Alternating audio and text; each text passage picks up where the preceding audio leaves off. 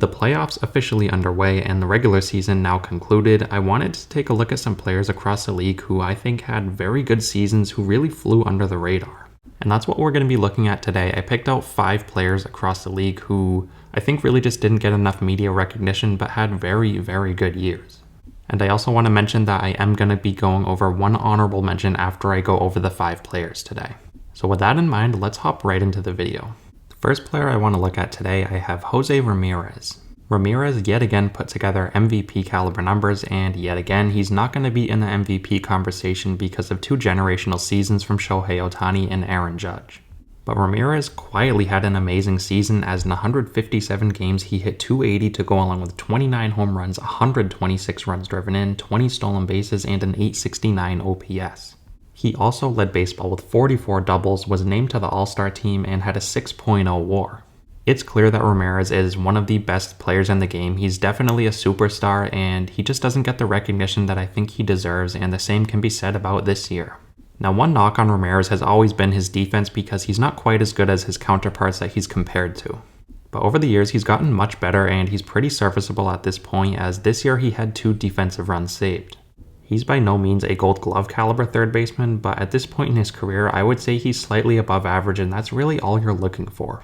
He's one of the best players in the game today, and I think he had a very underrated year.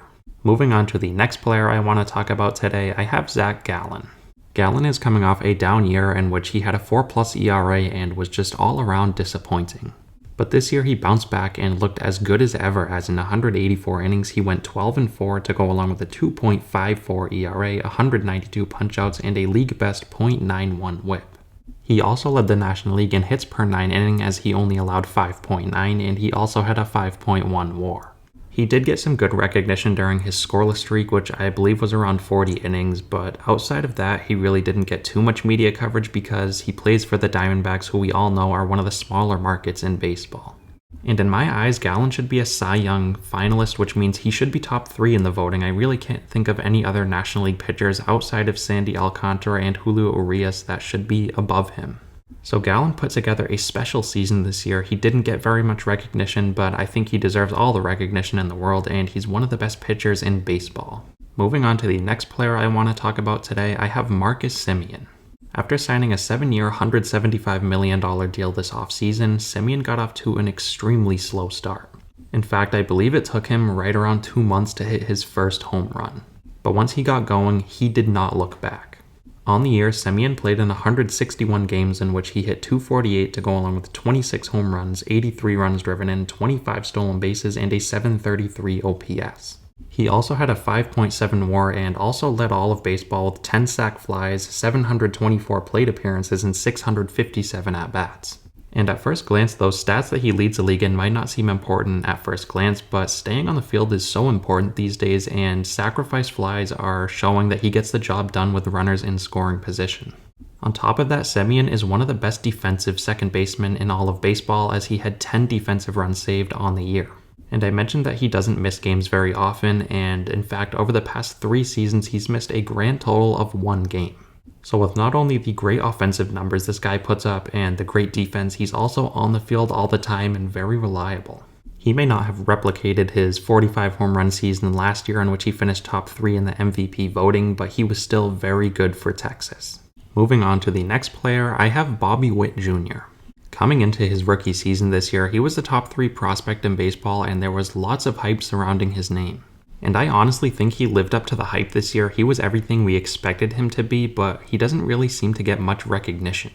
And I mainly think it's because of the unbelievable seasons that fellow rookies put up in Julio Rodriguez and Michael Harris. But Bobby Witt Jr. was no slouch, as on the year in 150 games he hit .254 to go along with 20 home runs, 80 runs driven in, 30 stolen bases, and a .722 OPS. Now, he did only have a .9 WAR and was the second worst defender in all of baseball, as he had -22 defensive runs saved. So he does have a ton of work to do defensively. Third base isn't really his natural position. He's always played shortstop, but third base does seem a little bit easier than shortstop. I'm not one to speak on that because I've never played any level higher than high school, but I thought Witt would have been a lot better defensively. But with the defense, he has a ton of time to work on that. He's only 22 years old. And when you put up 20 home runs and 30 stolen bases as a rookie, I really don't think you can complain too much. In fact, I think that is an impressive rookie campaign. And getting on to the fifth and final player I want to talk about today, I have Andres Gimenez. Andres Gimenez isn't a household name that's going to jump off the page at you, but I think he's close to a superstar at this point. I know it may sound crazy, but listen to these numbers he put up this year. In 146 games, he hit .297 to go along with 17 home runs, 69 runs driven in, 20 stolen bases, and an .837 OPS. And defensively, he's Gold Glove caliber as he had 17 defensive runs saved over at second base. On top of that, he had a 7.2 WAR, which was 6th in all of baseball, only behind Aaron Judge, Shohei Ohtani, Sandy Alcantara, Nolan Arenado, and Paul Goldschmidt. So when you look at an extremely important stat in WAR and you're on a list with players of that caliber, you're borderline a superstar. And Gimenez is still only 24 years old, so he has yet to enter his prime, and I think he's only going to get better from here on out. He was easily the second best player on the Guardians this year, behind Jose Ramirez, of course, and he was a huge reason why they won that division. Gimenez is a really good player, and I don't think he's getting enough recognition for what he did this year. And real quick before we wrap the video up, I want to give one honorable mention in Kyle Schwarber. Now, I didn't originally put him on the list because he led all of baseball with 200 strikeouts and also had negative 14 defensive runs saved, so he's not very good in all aspects. But he is so good at what he does. He's been leading off for the Phillies this year, and when you have a leadoff hitter that hits 46 home runs, which led the National League, you are going to set the tone. And that's exactly what Kyle Schwarber did all year for this offense. He's a perfect fit for this Phillies lineup, and I think he is one of the best leadoff hitters in baseball. But like I said before, I just didn't want to include him on the list with such gaping holes in his game. Like defensively, he's awful and he strikes out a ton, but outside of that, he does a lot of things very well. But anyways, that's going to wrap today's video up. Let me know what you guys think down below, anything you agree on or disagree on. As always, I want to thank you guys again so much for watching and continuing to support, and I'll see you next time.